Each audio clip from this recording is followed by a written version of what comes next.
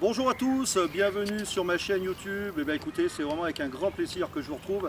Alors aujourd'hui, on a changé de site. Là, on est au parc de Montjusé à Clermont-Ferrand, magnifique ville de Clermont-Ferrand. Et puis, vous voyez, aujourd'hui, un temps vraiment splendide, superbe.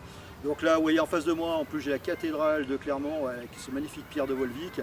Donc aujourd'hui, je vais vous parler d'une thématique qui est assez récurrente par rapport à mes différents, je dirais, consultations, audits que je peux voir en entreprise. C'est la problématique de comment manager la génération Y.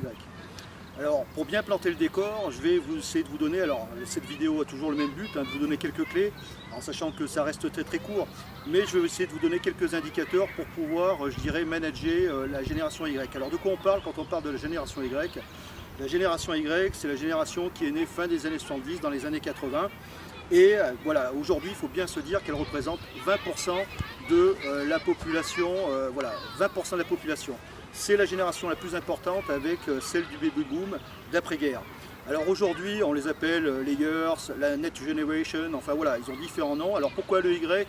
Alors ça a souvent été un outil de marketing, parce que voilà, c'est une génération qui peut faire preuve d'indécision. Voilà, les deux branches du Y, ils disent voilà, d'un côté.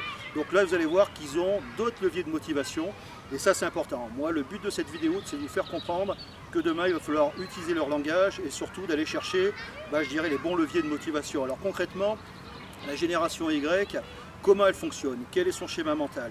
Donc dites-vous bien une chose, c'est qu'elle fonctionne différemment de la génération X. La génération X, c'est notre génération, c'est ma génération. Voilà, j'approche de la cinquantaine. Toute la génération qui va quitter le marché du travail dans les 10-15 prochaines années.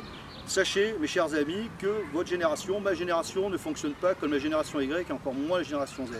Alors la génération Y, c'est une génération qui est née, voilà, nous on cherche notre génération X à faire du réseau, etc. Non, la génération Y, elle est née en réseau. Le réseau, c'est intrinsèque, c'est une valeur qui est profondément ancrée en elle. Alors, pourquoi je vous dis ça? Alors, quand on parle de Facebook, etc., je ne veux pas faire un peu de prosélytisme là-dessus, mais bien comprendre que cette génération fonctionne en réseau. Là, je suis intervenu sur un cas très concret où à un moment, le chef d'équipe avait clairement, je dirais, voilà, dans son management, supprimé les smartphones, etc. Enfin, c'est une erreur monumentale. Souvenez-vous un petit peu des différentes vidéos et la façon dont il faut approcher, je dirais, comment il faut évaluer ses collaborateurs pour utiliser le bon mode de management. Mais c'est une erreur parce que le smartphone, c'est leur troisième bras. C'est une autre partie de leur cerveau. Ils fonctionnent comme ça. Ils sont capables de faire plusieurs choses à la fois. Donc à un moment, ils vivent en réseau. Et ça, c'est important que vous ayez bien ça dans votre schéma mental. Manager la génération Y, ils vivent en réseau. Et plus que ça, ils vivent en tribu. Et ça, il faut bien se dire aussi la chose suivante, c'est quand vous allez prendre cette jeune génération que vous allez incorporer dans votre entreprise, automatiquement, vous allez faire partie de sa tribu. Alors là, c'est la même chose. Je rigole parce que j'avais un chef d'entreprise qui me disait j'ai recruté un jeune collaborateur. Au bout de 15 jours, il me demandait en ami sur Facebook. Mais je lui dis c'est normal parce que ça fait partie, à un moment, il fonctionne en tribu. Donc souvenez-vous, la première des logiques, c'est le réseau et la tribu. La deuxième chose, c'est le mode de management. Là aussi, il y a vraiment une remise en question en termes de mode de management, tout le fonctionnement pyramidal, vertical, etc. Tout le management du XXe siècle, avec eux, ça ne fonctionne pas, ou pas beaucoup. Eux, ils fonctionnent directement. Eux, ils veulent un management qui soit plus collaboratif, plus participatif.